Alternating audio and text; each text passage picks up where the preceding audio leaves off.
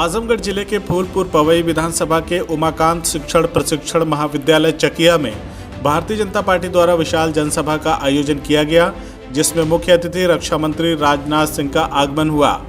भाजपा कार्यकर्ताओं ने उनका भव्य स्वागत किया। रक्षा मंत्री राजनाथ सिंह ने जनसभा को संबोधित करते हुए कहा कि यदि मैं फूलपुर आया हूं तो केवल राम सूरत राजभर के लिए आया हूं। राम सूरत राजभर को मैं आज से नहीं, जब मैं मुख्यमंत्री था तब से जानता हूं।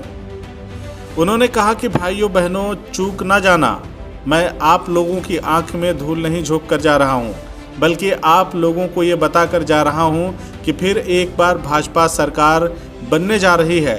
भारतीय जनता पार्टी ने किसी को धोखा नहीं दिया।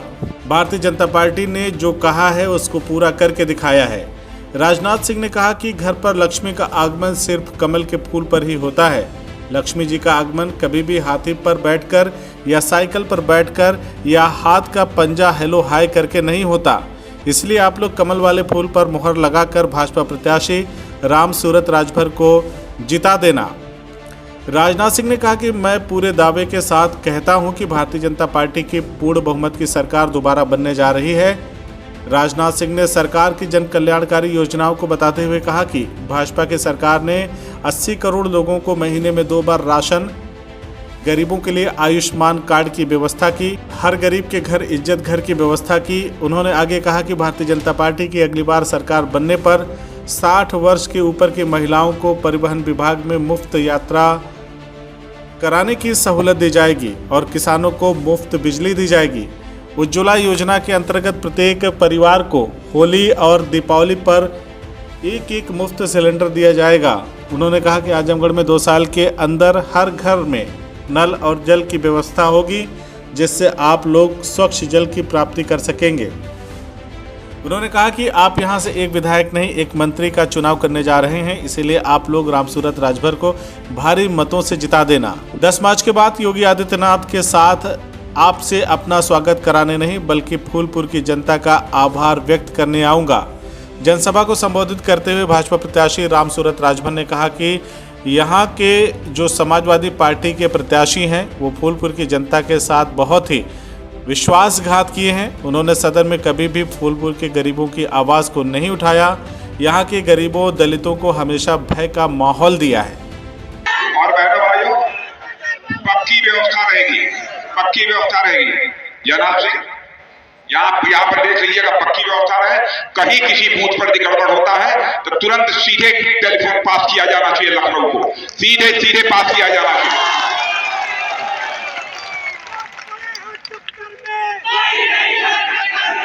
और ऐसे नारा मत लगाते रहिए, जाकर बूथ पर काम करिए, वोट दिलवाइए। तो मैं मान लो कि अब हमारे राम सूरत राजभर को जिता देंगे।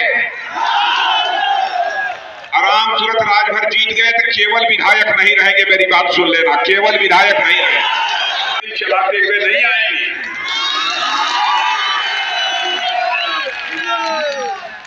मैं कहता था लक्ष्मी जी आपके घर में आएंगी तो हाथ हिलाते हुए हेलो हाय करते हुए नहीं आएंगे। मैं कहता था लक्ष्मी जी जब भी आएंगी तो कमल के फूल पर ही बैठकर आएंगी। आपने देख लिया, लोगों को, कुछ लोगों को पक्का मकान जरूर मिला होगा। मैं दावे की बात करूं, मिला है कि नहीं? गैस सिलेंडर मिला है कि नहीं? 6000 रुपया हर साल प्रधानमंत्री किसान सम्मान निधि में खाते में। दलितों पिछड़ों की बात करते हैं तो राम बहादुर यादव पिछड़े थे कि नहीं थे? इनके परम मित्र थे। उनकी हत्या जिस तरह जानते हैं, जगन हत्या हुई थी, वो शायद आपके रोंगटे कांप जाकर उसको बताएंगे। मोती यादव इनके परम मित्र थे, मेरे भी मित्र थे, मैं भी प्रधान था, उस मुझसे पहले वो प्रधान थे। उनकी भाई की गोली मार को ही हत्या की गई चौक पर। राधे माले यादव थे, नहीं थे, वो बैकवर्ड नहीं थे, उनकी हत्या की गई।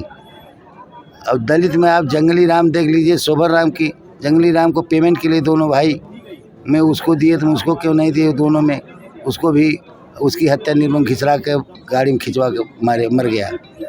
और इसके बाद सोबर राम की जब पहला चुनाव जहाँ से लड़े उसकी भी हत्या इन्हीं की साजिश थी। वजह से जीता है तो इस बार क्या होगा? रमाकांत अब के अगर वो अपने उनका अपने लड़के की तो हत्या राजनीतिक की है, अपनी भी हत्या कर लिए है, सात जीवन में फिर वो उठेंगे नहीं, इनका राज जो खत्म ही शांत, ये मान लीजिए।